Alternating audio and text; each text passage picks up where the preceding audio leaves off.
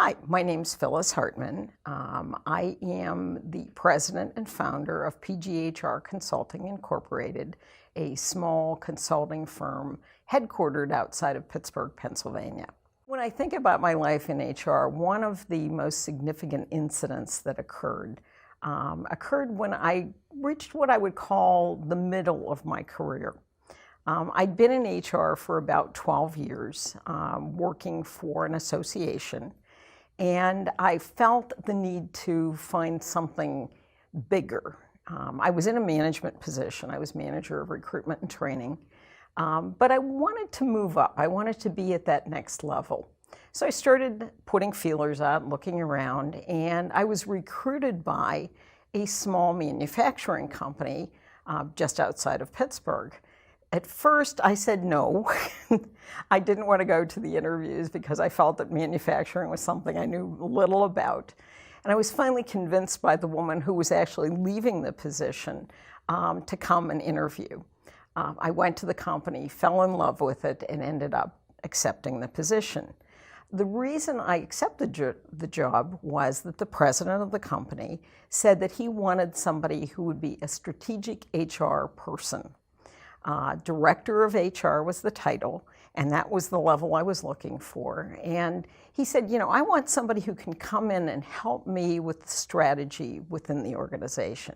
So I was very excited about it and went to work there, and he reinforced the fact that he expected me to be involved in strategic efforts by making me a part of the executive management team.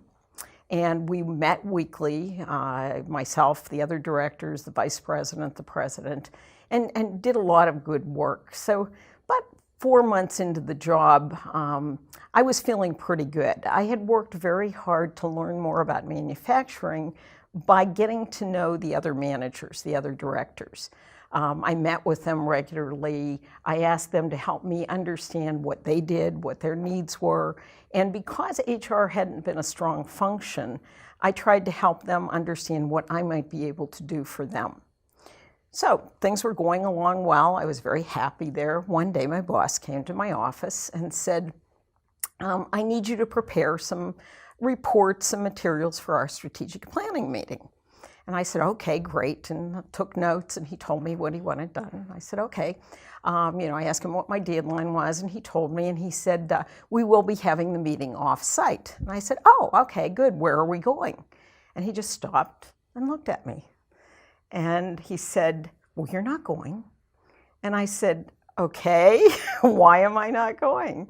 Well, you haven't been here real long, and, they're not used to HR yet, and, it is just the guys, because I was the only female executive, and we're going to be playing a lot of golf and talking about business while we're playing golf, and, I just don't think it's right now. So it was clear I wasn't going to change his mind. So I thought, okay. So he left my office, and I thought, well, we'll see how this works, but I might be looking for another job soon. So a year went by. I continued to work with the group. Actually got to the point where people were coming to me for advice when it came to employees in HR. So I was feeling pretty good. So the next year comes, and he comes to my office again, and he says, I want you to prepare some materials for the strategic planning meeting. And I said, okay, great. So he told me what he wanted done, and I said, where are we going this year? And he stopped again, looked at me and said, oh, you're not going. And I said, well, I thought you hired me to be strategic. I have the impression that I'm doing a good job. Oh, yes, you are. Yes, you are. But if that's the case, why am I not going to this meeting? We're going to talk about strategy for the organization. We talk about that at our regular meetings.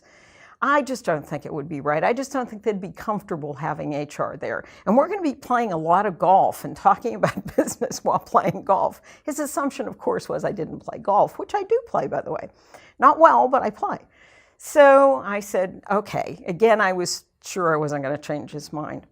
So he left my office, and I started working on the reports and planning my next move with my career. And my phone rang about 15 minutes later, and it was him. And he said, I've been thinking about it, and I think you're right. I think that you should come to the meeting. I think we should have an HR presence there. And I said, okay, that's great. I didn't jump up and down because I didn't want to scare him away, but he said, get in touch with my assistant. She'll explain where we're going and how to get a room and that kind of thing. So I said, okay, that's fine. So I was very happy. I thought, well, I've made some headway. I'm surprised, but I did. A couple minutes later, there's a knock at my door. So I said, yes, come in. And it was the operations director. And he and I worked really well together. And he was responsible for the vast majority of the employees in the company, and I think realized the value, or I had proven to him the value of HR. And he said to me, I understand you're coming to the strategic planning meeting. And I said, yeah. I said, but how do you know? And he said, well, Rick came to me and told me that you weren't going. And I said, if Phyllis doesn't go, I don't go. And I was like, wow, okay, thank you very much. And that was the moment when I realized that although I had tried to build relationships with these managers to learn more and to make sure I was serving them when it came to HR, I had built an alliance. I had built a champion.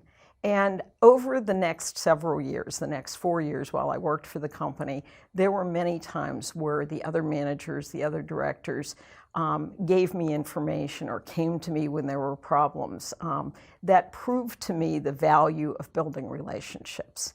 Understanding the business is critical to be a good HR professional, but building relationships with those managers so they know you know them and there's a trust there is really, really important.